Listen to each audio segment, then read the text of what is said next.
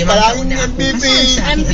Stop lang naman ang palagi na sakay. Kala ko naman si Bilya papasakay niya. Ito yung mga Mariela. Ay, mga Rulo. Kinasal kay Noel. Dikit-dikit naman sila. Ito. Ng aking tagumpay. Wow, dear husband na. Ito, Mia. Oo, galing sa... Ang totoo nga yan, Asmin. Deserve din si Pinag-isipan ang proposal ng aking nobyo na si Noel noon. Ayaw ko kasing i-give up ang posisyon ko sa trabaho na matagal ko nang pinaghirapan.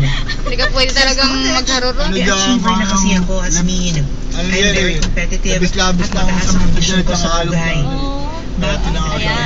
O kinailangan o kinailagan ng aking mga manliligaw.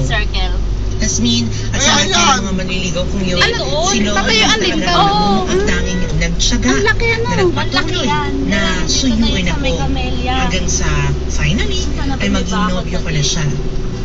Asmin, dahil alam ni Noel kung gaano kayo sa akin ang aking career, ito yung gate dito, dire-diretso yan.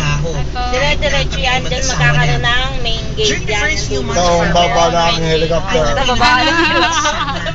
May bilyara. Pinaka-circle ito ng... Oo, yung circle yung ganda sa Camellia. Ito na Camellia, talagang bakod eh. Hindi lang. Ang bahay ko eh! So, taba ha? Yung bagtas. Mahal, Mga pwede batas bang nyo dito, mamaya yan, yung mga mag-laptop? ganyan, yung mga pangit. Gusto mo rin ito? Mayana, ano pa? Ako pa rin yan, kanisa pa rin. Laki no? Concentrate eh. Tama na kasi yan, matulog na tayo.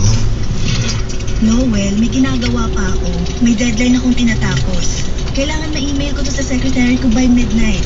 Sandra, akala ba nagkasundo na tayo na hindi mo nadadali ang Namasangdaan trabaho dito, dito pag sa nalang bahay? dosa, punta talaga kasi mapapalayo ka pag dito. Sana hindi ka na lang umuwi, doon na lang natulog sa opisina nyo. Noel, may importante kaming kliyente bukas. Mga Koreans yun. Hindi pwedeng pabara-bara lang preparation. Tayo Paano pa yung yan, private time natin? Sandra, pumapayag na ako na sumama ka sa mga out-of-town team building nyo eh. Imbis na we're spending quality time pag Sunday, mas gusto mo kasama yung mga ka-opisina Hindi sila nag-aaral ng lodi dito. Ano ba naman eh, epal pa rin ako sa oras mo sa trabaho? Pwede bang manahimik ka na?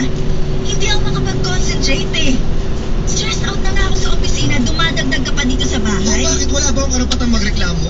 Sandra, asawa mo ko. Hindi mo ako tau-tauhan lang dito. Dapat talaga